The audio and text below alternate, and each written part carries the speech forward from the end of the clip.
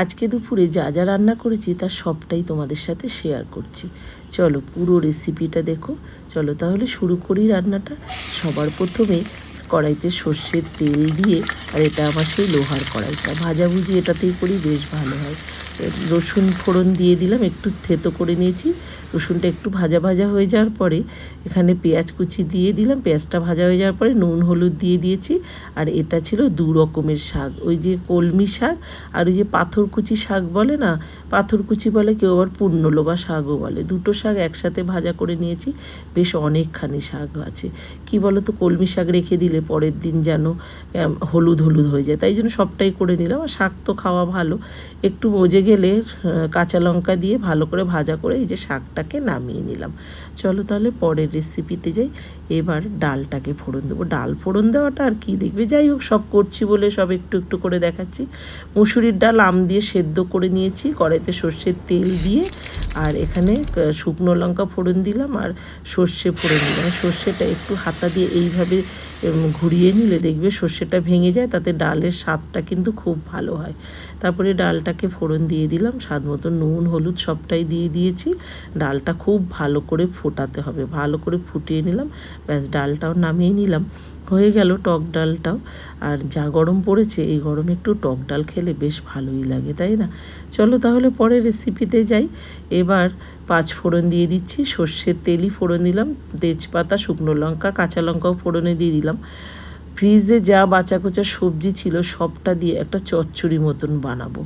ওই ডাঁটা একটু, কুমড়ো অল্প অল্প ছিল, গাজর টাজর সব কিছু দিয়ে করেছি।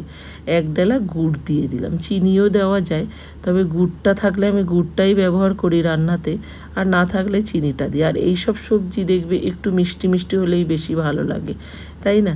তা ভাবলাম আজকে আমি তো সর্ষে বাটা যে মানে রান্নাবান্নায় খুব কমই ব্যবহার করি, তবে আজকে ভাবলাম একটু চচ্চড়ি করছি তো একটু সর্ষে বাটা দিয়ে দিই। তাই একটু সর্ষে বাটা দিয়ে দিলাম আর একটু কাঁচা সর্ষের তেল দিয়ে দিলাম। সর্ষে বাটা দিলে একটু কাঁচা সর্ষের তেল দেবে খুব ভালো লাগে। তারপরে একটু তরকারিটা মাখো মাখো হয়ে যাওয়ার পরেই নামিয়ে নিলাম। চচ্চড়িটা খুব ভালো হয়েছিল খেতে, দেখতে দেখো কি সুন্দর হয়েছে, আর খেতেও অসাধারণ হয়েছে। যদিও আমরা ডালের সাথে খেয়েছি, ডালের সাথে না খেয়ে এমনি এমনি মেখে খেতেও বেশ ভালো লাগে। কিন্তু কেমন লাগছে বলো, লাগছে না লোভনীয়? চচ্চড়িটা দারুণ টেস্টও হয়েছিল কিন্তু। চলে আসলাম আবারও একটা রেসিপিতে। আজকে বানাবো পার্শে মাছের ঝোল। আজকে টমেটো দিয়ে বানাবো পার্শে মাছের ঝোলটা। ওর বাবা বলেছিল কাঁচা লঙ্কা আর ধনে পাতা দিয়ে করতে, তা ওটা দিয়ে করতাম, কাঁচা লঙ্কা কালো জিরে দিয়ে। তা ভাবলাম চলো একটুখানি হালকা মশলা দিয়ে করি। মশলার মধ্যে টমেটো আর একটু জিরে গুঁড়ো দিয়েছি। মাছটাকে ভালো করে ভাজা করে নিলাম। আর প্রত্যেকটা মাছের মধ্যে জানো তো ডিম ছিল, আর এই ডিম ভরা মাছ খেতে আমার ভীষণ ভালো লাগে। যখন খেতে বসি ওর বাবা, আমার ননদ সবাই ডিমটা আমার পাতেই তুলে দেয়। তা যাই হোক, এটাই ভালোবাসা। তারপরে এই যে কড়াইতে আবারও সর্ষের তেল দিয়ে দিলাম, কালো জিরে ফোড়ন দিয়ে দিলাম, কাঁচা লঙ্কা ফোড়ন দিয়ে ওই মশলাটাকে দিয়ে দিলাম।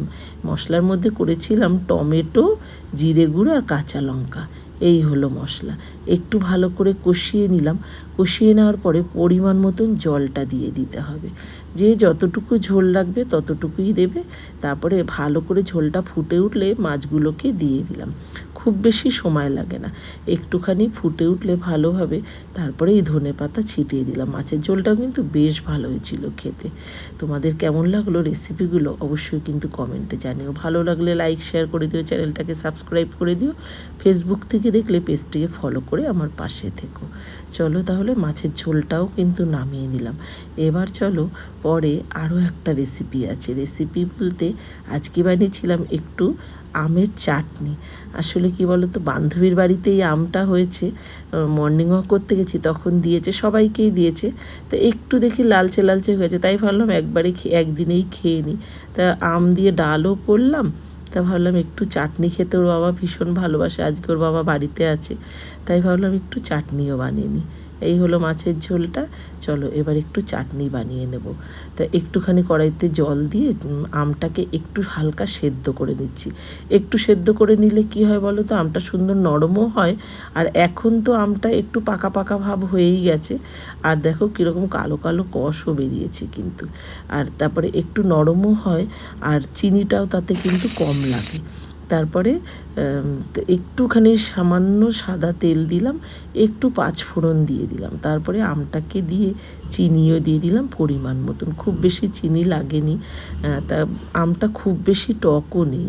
যাই হোক, একদম জেলির মতন করে করব। আর এটা দিয়ে দিচ্ছি পাঁচফোড়ন ভাজা গুঁড়ো।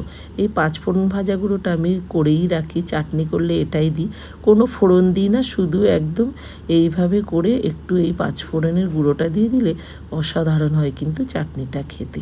চলো তাহলে আজকের চাটনিটা একদম জেলি টাইপের করলাম, খুব সুন্দর হয়েছে। চাটনি খেতে আমি অত পছন্দ করি না, ঘরের সবাই ভালোবাসে, তবে একটা আম খেয়েছি, বেশ ভালো হয়েছে।